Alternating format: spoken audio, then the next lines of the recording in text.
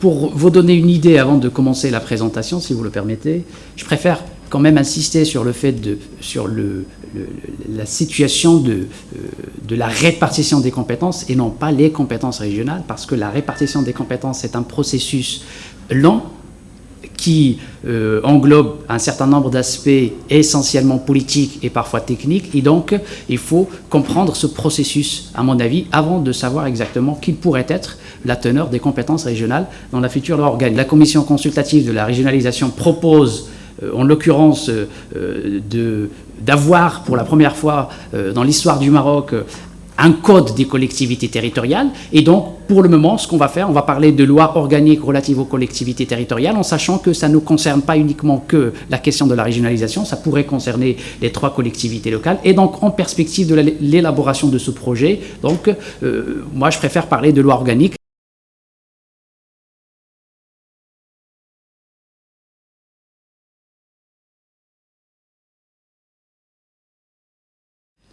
Il faut accorder un rôle prééminent, c'est-à-dire un rôle essentiel et fondamental, à la collectivité régionale en matière d'élaboration et de suivi des programmes de développement régional. La deuxième des choses, c'est qu'il existe une certaine possibilité pour des compétences soient partagées entre l'État et les collectivités régionales. Et ça, en soi, à mon avis, c'est un danger, on le verra par la suite. Le fait qu'il y ait des compétences partagées, ça risque en fait de créer la confusion entre les compétences des collectivités régionales et les compétences étatiques. J'insisterai dessus lorsque je discuterai le 3e axe de ma présentation. Et enfin, dans cette architecture, tout ce qui a trait à l'intérêt régional et au développement régional devrait normalement, même en l'occurrence pour les compétences qui sont exercées par le pouvoir central, devrait faire l'objet d'une consultation, c'est-à-dire que c'est un rapport qui va exister entre l'administration centrale et les collectivités régionales, de concertation et de consultation. Et enfin, le principe de responsabilité, qui est un principe fondamental.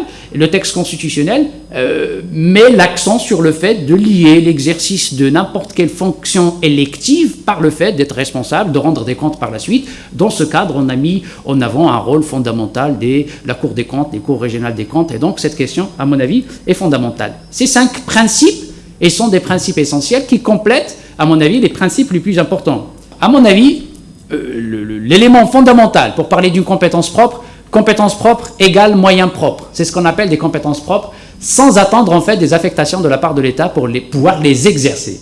Deuxième type de compétences, ce qu'on appelle les compétences consultatives. Donc, j'ai dit compétences consultatives, soit consultation par l'État, soit initiative d'émettre des vœux par le Conseil régional.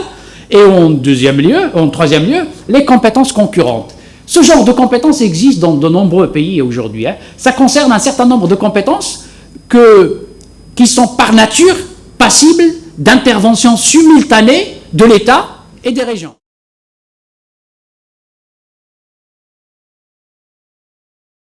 Je serais tenté de dire que dans le rapport de la CRR, le régime des compétences n'a pas été adopté dans une logique de transfert, pour des motifs qui s'expliquent. C'est-à-dire qu'on n'a pas envisagé la montée en charge de l'échelon régional collectivité territoriale. Je ne parle pas de l'échelon régional État au titre de la déconcentration, je parle en termes de décentralisation. On n'a pas envisagé la montée en charge de ce chantier, d'accord, selon une logique de transfert. Par transfert, j'entends un transfert de pouvoir. Le transfert de compétences est un transfert de pouvoir. On peut imaginer, on n'a pas non plus exploré cette montée en charge de l'échelon régional sur le plan des compétences par le principe de délégation de compétences, qui n'est pas la même chose que le transfert.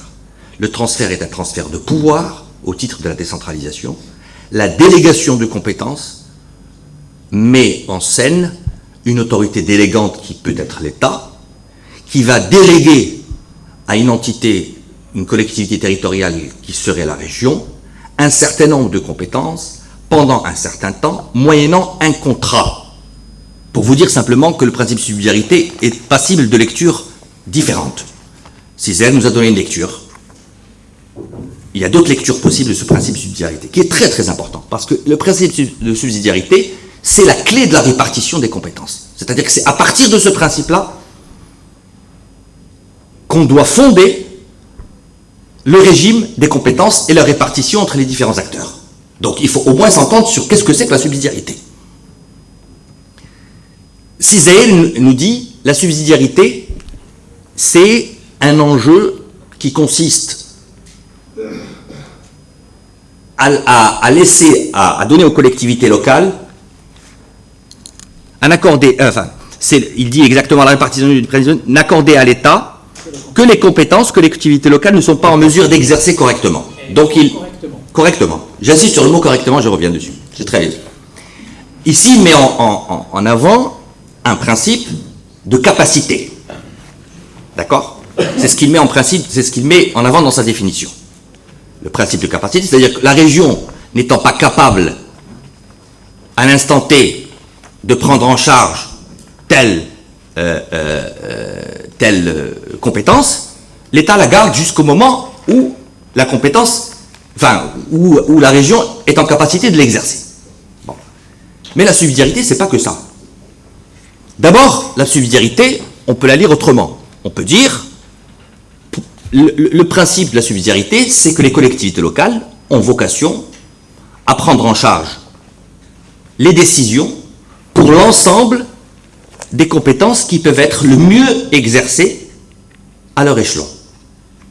D'accord? Donc, le mieux exercé à leur échelon, c'est la question.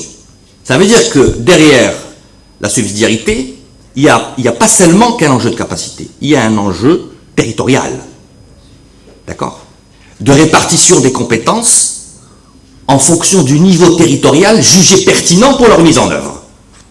C'est pas uniquement parce que la région n'arrive pas que je ne vais pas lui donner. Non. Je considère que je dois lui donner parce que la région est l'échelon pertinent pour mettre en place tel et tel sujet ou telle et telle matière. D'accord. C'est pas l'enjeu de capacité qui compte, c'est l'enjeu territorial qui prime.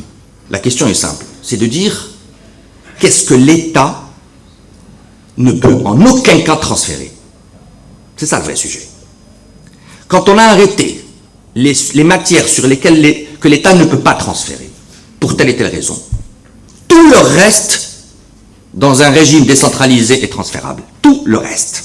Et c'est très important de pouvoir, dans la phase qui va venir, et moi j'insiste sur ce point, Monsieur le Président, c'est le point le plus important, la phase à venir que le régime, que la répartition des rôles entre les acteurs, État d'un côté, collectivité élue, se fasse dans la clarté, quel que soit le scénario qui soit. Pourquoi? Pour respecter un principe qui n'est pas un principe complémentaire pour moi, qui est un principe fondamental, qui est au cœur de l'ensemble de cette constitution qu'on a adoptée, c'est le principe de la correspondance entre l'autorité, donc le pouvoir qu'on a, les compétences qu'on a, et la responsabilité, le devoir de rendre des comptes.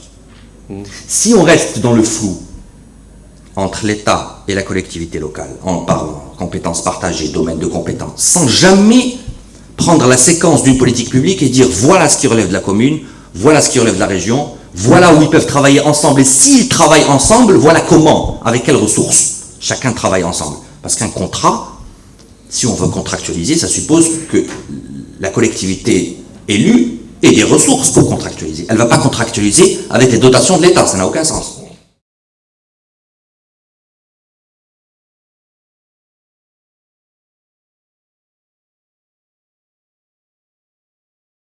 Vous imaginez que nous sommes dans une situation où on ne peut pas céder un pouvoir à un président élu parce qu'il y a un minimum, un seuil de garantie de l'État. C'est-à-dire, on ne peut pas lâcher la sécurité parce qu'on doit assurer réellement un minimum. Et après, s'il y a un effort de mise à niveau, s'il y a un effort à compléter, par exemple, les pouvoirs, etc., à donner à un président, on cherche donc les moyens pour le faire et pour le sécuriser. Et ça, ce n'est pas une situation vraiment favorable pour la démocratie. Pour la démocratie. Puisque vous, à la fin du parcours, vous parlez de responsabilité, vous parlez de contrôle, de jugement. Et on va être jugé sur un travail dans les fonds, qui est un travail partagé dans les pouvoirs.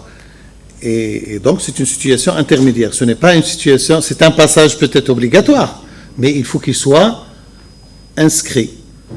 Par rapport à la question du bloc de compétences, à mon avis, le point de désaccord entre nous, M. Boebit, c'est que vous prenez la question du bloc de compétences en tant qu'objectif. Ce n'est pas un objectif en soi, c'est une technique, c'est un mode. Et on peut adopter le bloc de compétences et ne transférer que 2 ou 3 compétences, par exemple. Peu importe la liste des compétences qu'on pourrait transférer. Le bloc, c'est un moyen, c'est une technique, ce n'est pas un objectif en soi. Par rapport à la question de la subsidiarité, la question de la subsidiarité qui est maintenant un principe constitutionnel. Quand je dis les collectivités locales devraient normalement exercer des compétences correctement, je fais allusion aux standards internationaux. Par exemple, la Charte européenne des autonomies, qui dit le suivant: la compétence devrait être transférée lorsque la collectivité locale est en mesure de l'exercer efficacement, le principe de l'efficacité. Et à mon avis, c'est qui a le pouvoir de dire est-ce que c'est ça l'application ou c'est pas ça? C'est le législateur. Je voudrais réagir sur 2 points.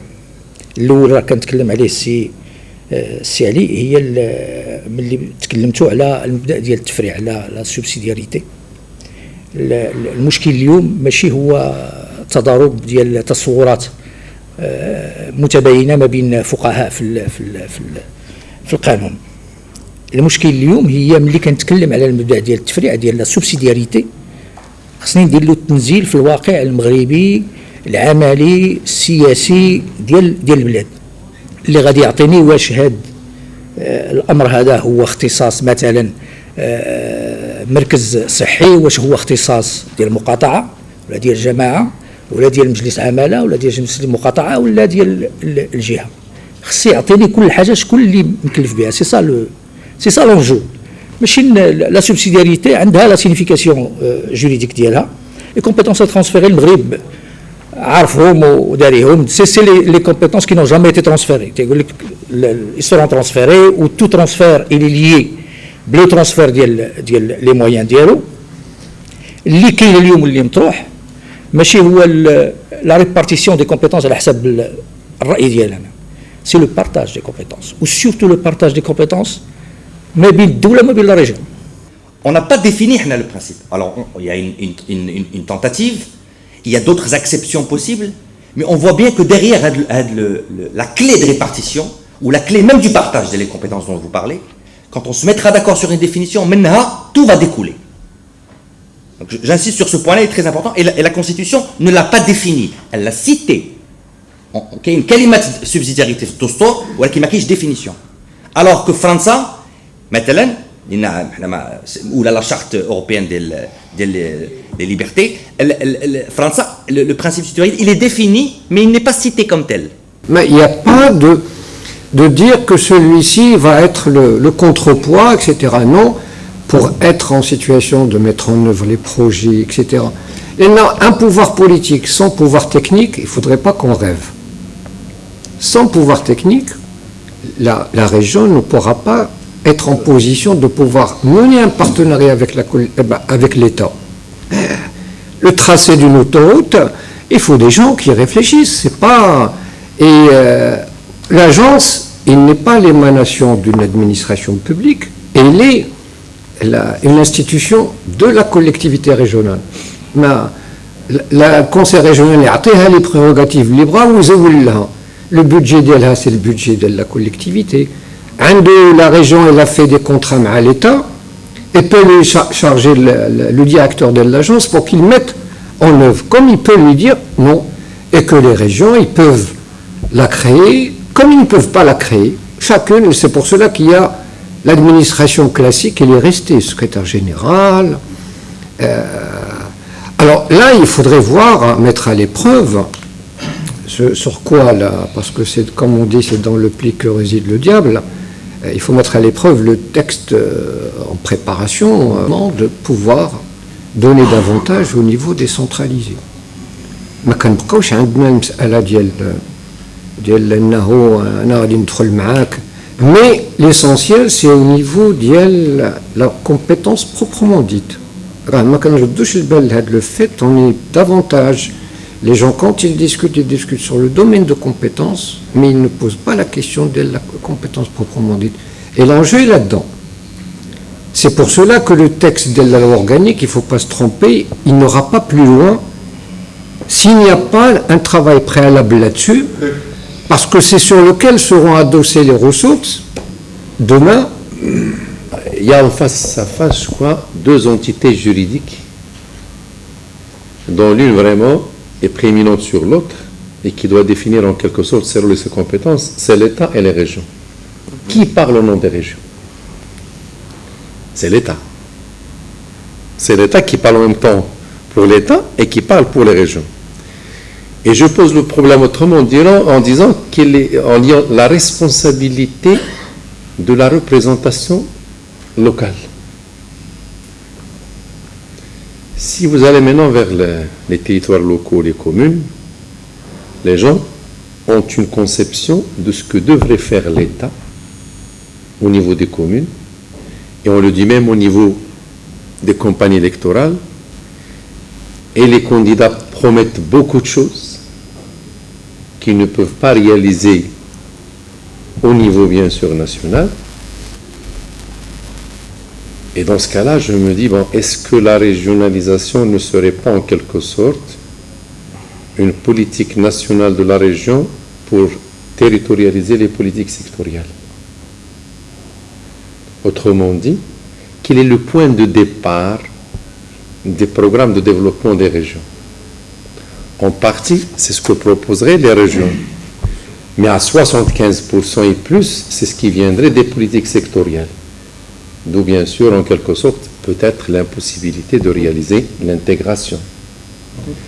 Impossibilité de réaliser l'intégration, ça sera en quelque sorte une sanction politique démesurée par rapport aux prérogatives.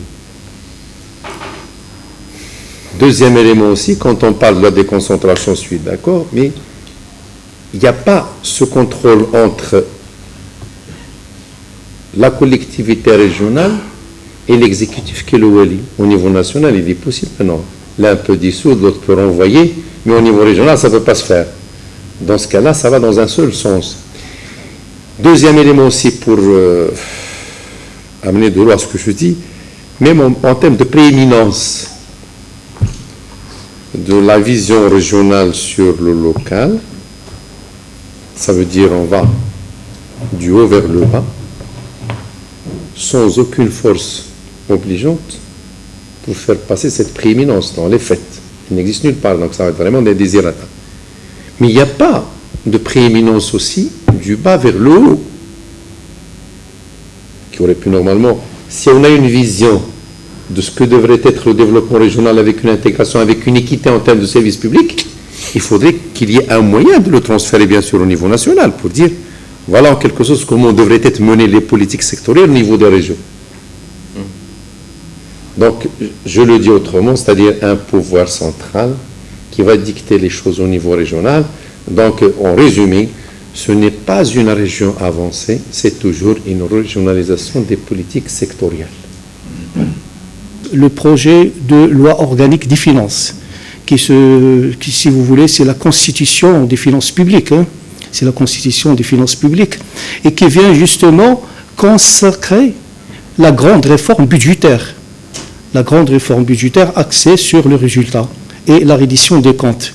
Moi, je vous invite, je ne sais pas si on peut le faire maintenant, ou bien ce sera l'objet de notre journée de réflexion, à réfléchir comment adapter justement cette loi organique du projet de régionalisation à la loi organique de finances.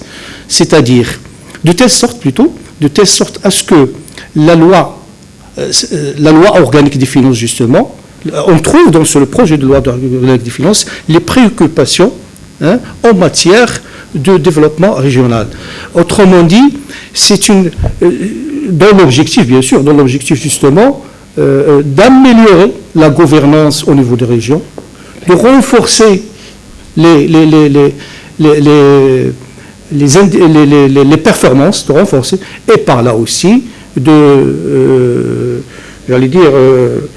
consolider, si vous voulez, de consolider les efforts de la région en matière économique et en matière sociale. Donc là, c'est vrai, on peut parler pendant des heures et des heures entre relation projet régionalisation et loi organique des finances, mais quoi qu'il en soit, la morale de l'histoire est la suivante, c'est que l'allocation des ressources d'une manière générale se fait selon des lois, selon la réglementation en vigueur. Dans ces conditions, déjà le projet de loi de finances, il a consacré justement la région, notamment en matière de la nomenclature budgétaire. Donc, il va falloir déclencher une réflexion à ce niveau, notamment en matière de la planification stratégique, de la pluralité, c'est le cadre pluriannuel des dépenses. Tout ça, c'est lié à la chose. Donc, c'est une invitation justement à la réflexion dans ce sens pour ne pas avoir de surprises, parce que le ministère des Finances justement se tient sur le seuil de la proposition de ce grand projet, et il va falloir trouver justement le lien et les lignes de démarcation entre les deux, les liens d'appartenance entre les deux. Voilà. كنهضروا على الاختصاصات. انا بغيت نشير لواحد المساله. اولا انا كنتفق مع السي بوعبيد اللي كيقول بانه الدستور كان اعلى والسقف ديالو كان اعلى ما جاء في التقرير ديال اللجنه، وهذه مساله مفهومه، ما عندناش يعني مساله واضحه جات في واحد السياق سياسي معين، ما يمكن تكون الا هكا، لان اللجنه في المبدا ديال التفريع شنو كتقول؟ نسمحوا لي هنا نقرا بالضبط شنو قالت باش ما نبقاوش نقولوا شي هذا المعنى ولا هذا المعنى. الجوانب الاستراتيجيه والتقنيه والمعياريه والمراقبه والجزاء في ميدان ما تظل من اختصاص الدوله المركزيه، في حين ان الاختصاصات الاخرى المرتبطه بنفس الميدان يمكن توزيعها بين الدوله والجهات والعملات او الاقليم والجماعه حسب مستوى الاستعداد لكل طرف والحدود المرغوب فيها للا تركيز او لا مركزيه. وفي اطار هذا التوزيع يمكن ترك هامش من الحريه للجماعات الترابيه فيما يخص الاختصاصات الذاتيه والمسائل الاخرى. وبالنسبه للمسائل ديال الاختصاصات بقى احتفال السيد الصوافي تقرير تينص على الاختصاصات الذاتيه والاستشاريه والمنقوله، كاينه تينص عليها التقرير ديال اللجنه. اذا هذا هكا تيتصور التقرير مبدا التفريع. اذا تصور نقدروا نعتبروه تصور محافظ، يعني ملي كيتكلم عليه يمكن والحدود المرغوب فيها، واحد المجموعه على المفاهيم والمصطلحات اللي كتدل بانه يعني السقف حاضر جدا في هذا المجال. بغيت نشير لواحد النقطه اخرى كذلك، هي انه في طيله التجربه الحاليه ديال 14 سنه القانون المنظم للجهات، والسيد الرئيس ديما تيقول ممكن نديروا الجهويه المتقدمه بهذا القانون، لان القانون المنظم للجهات واش ما تينصش دابا الان على التعاقد، تينص على التعاقد في الماده 9 منه. الاختصاصات الذاتيه اللي كيشير لها الماده 7 من القانون ايضا هي نفس الاختصاصات الذاتيه بشكل او باخر اللي جات في التقرير ديال اللجنه. الخطير في الامر، وهذا هو المساله اللي خصنا نركزوا عليها، هو اننا ملي نتكلموا على الجماعه الترابيه الجهويه ما خصنا دائما نستحضروا الجماعه الترابيه الاخرى. ما نساوش بان كاينه الجماعه الاقليميه وبان كاينه الجماعه المحليه الحضريه والقرويه. شنو الدور ديالهم، شنو المكانه ديالهم، كيفاش تكون العلاقه ديالهم في تدبير نفس المجال الترابي مع المجلس الجهوي المرتقب. هذه قضيه اساسيه ومهمه، الا ما حسبناش فيها الان الان ما يمكنش نكونوا نتصوروا الجهويه المتقدمه، ما يمكنش نتكلموا على الجماعات الترابيه الجهويه وكانه ما كاينش متدخلين اخرين، مجالس اخرى منتخبه كتساهم في التدبير ديال المجال الترابي. بغيت دائما تنأكد على التقييم ديال التجربه الحاليه، نظرا شوف راه في اعتقادي كل ما كانت الامكانيات محدوده ديال الجماعات الترابيه اللي تحت، الجماعات الحضريه والقرويه والاقليميه، كل ما صعبت انجاح التجربه الجهويه، لان دائما التجربه الجهويه غتبقى تعيش واحد الحاله جذب نحو الاسفل. دائما الجماعه الجهويه غتبقى تتقلب على انها تستجب للحاجيات ديال الجماعات المحليه، وما تقدرش ترقى للمستوى ديال الجماعه الجهويه بكل ما للكلمه من معنى. فالموضوع ليس بجديد علينا، لانه كما طرح الاخ سابقا انه لم يتم وضع اليات تشاور بين مختلف الفرقاء بمعنى المؤسساتيين والجماعات المحليه، بل بالعكس أجيب أنه منذ سنة 2004 تم إحداث، وربما تم نسيان هذه المسألة، أنه تم إحداث مجلس أعلى لإعداد التراب الوطني. ومن الخصوصيات ديال هذا المجلس، وكانت سابقة في المغرب، وكانت مبادرة طلائعية افونغارديست c'est que pour la première fois, une instance de concertation, qu'on peut trouver, s'appelle les présidents de région siègent. ومن ضمن الخصوصيات اللي كانت في الاحداث ديال هذا المجلس الاعلى ومن ضمن المهام اللي كانت مولى منه هو انه كان عنده لجان مختصه من بينها كانت لجنه اللي تنسيق التدخلات العموميه لا كورديناسيون دي انترفونسيون بيبليك. كان دور هذه اللجنه وهو اولا تناول والبحث جميع المخططات كما اشرتي. ربما كانت تتخذ قرارات ربما احاديه في دوائر معينه دون التشاور المسبق بشكل عام.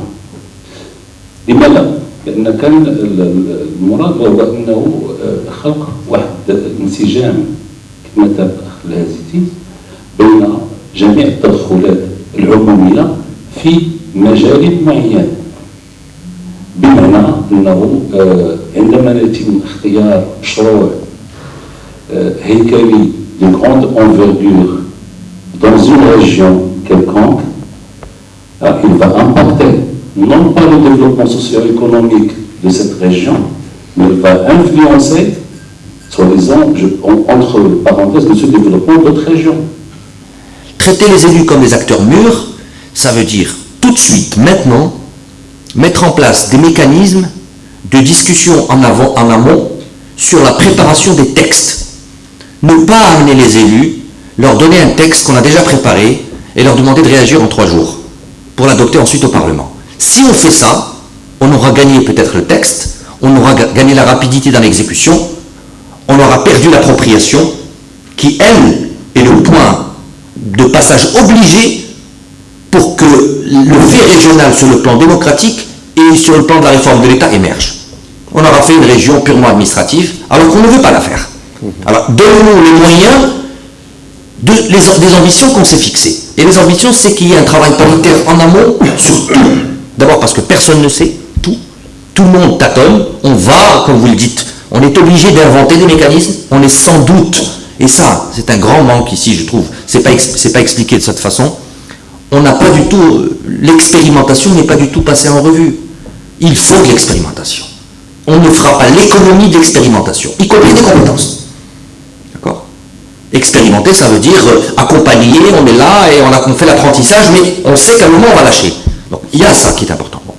Donc moi je pense qu'on est dans cette situation-là, où la progressivité nécessaire, fondamentale sur ce projet, ne doit pas s'opérer, d'accord ? Ne doit pas s'opérer, ne doit pas être un alibi pour traiter la collectivité régionale en mineur, ou les élus en mineur, sous prétexte qu'ils n'ont pas de moyens, ils n'ont pas suffisamment de structure, ils n'ont pas, on va leur dire comment on va faire la régionalisation à leur place. Non, n'oublions jamais que la régionalisation, c'est d'abord celle des collectivités régionales. C'est leur projet à eux. Si eux ne se l'approprient pas, c'est eux qui sont chargés de le faire vivre sur les territoires. C'est pas l'État central qui va le faire vivre, c'est eux. Donc eux, on a intérêt à les impliquer en amont dans le processus. Et puis ensuite, la gouvernance du dispositif. Et je pense que l'association serait bien fondée à prendre en main ce chantier-là dès le prochain gouvernement pour interpeller le Premier ministre sur la conduite et la préparation de cette loi organique sur les collectivités territoriales, comment elle s'est fait, et deuxièmement, la place que les élus doivent avoir dans ce processus en amont, parce que c'est dans l'intérêt de l'État et des élus.